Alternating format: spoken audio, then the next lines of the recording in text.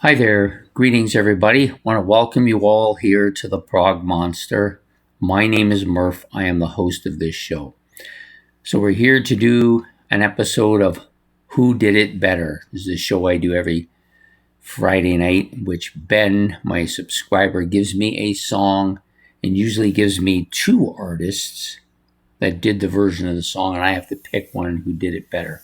Tonight, he's given me three, so it's a bit of an interesting chore. Before we get started, I just want to thank you for I just wanted to apologize first for not having the new Prog albums for yesterday. I had a problem with the computer, and by the time I fixed it, it was like too late for me to do it. So I will do it next Thursday. Same album, same channel, same time. Anyways, on with the show, as they say. So the song that was chosen by Ben for this episode is Eleanor Rigby off of this album, Revolver, which is my favorite Beatles album. It's the second song on side one. Fantastic album, of course, but Eleanor Rigby is kind of an odd song. I find it to be a sad song, but it's also a commentary, I think, on society in general and the way things have gone over the last 50 or 60 years.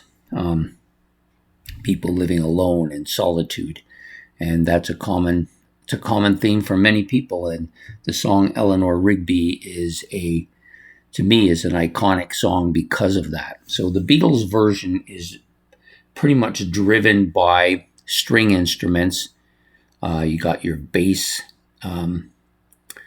stand-up bass, you've got your violins, and you've got some absolutely great melodies and vocal performances here, with Paul doing the lead, of course. I think it's a great song. It's not one of my favorite Beatles songs, but you got to recognize that it's one of the great all-time classics in rock history, and definitely deserves to be mentioned as being that. So this version of it, really well put together. I like the use of the violins and the string instruments as opposed to guitars, bass, and drums, mostly because I think it gives it that sadness that you want to project, which is what the Beatles did here. So they did it pretty much perfectly, to be honest with me. Maybe the production isn't as great as it would be if it was produced another 30 years from there, but still really well done.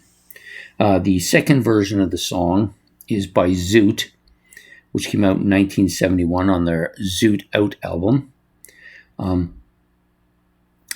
This is a much heavier version. Like, this is a very heavy, almost hard rock version of this song.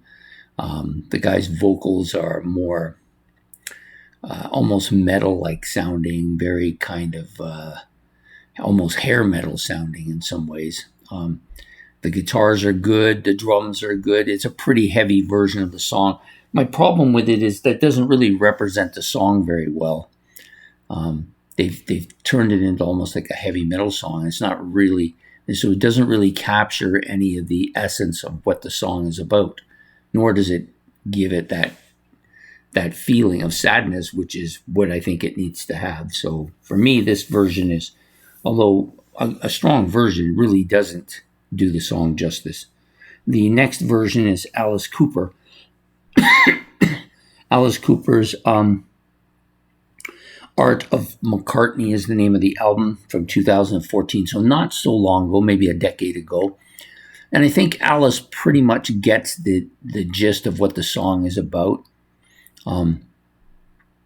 using pretty much the standard way in which the Beatles produced it, but on a much more production-wise, sounds a lot better production-wise. The harmonies are good here. I think Alice's voice is perfect for it. He doesn't sound like Paul McCartney, but he gets the he gets the flavor of where the song's supposed to go.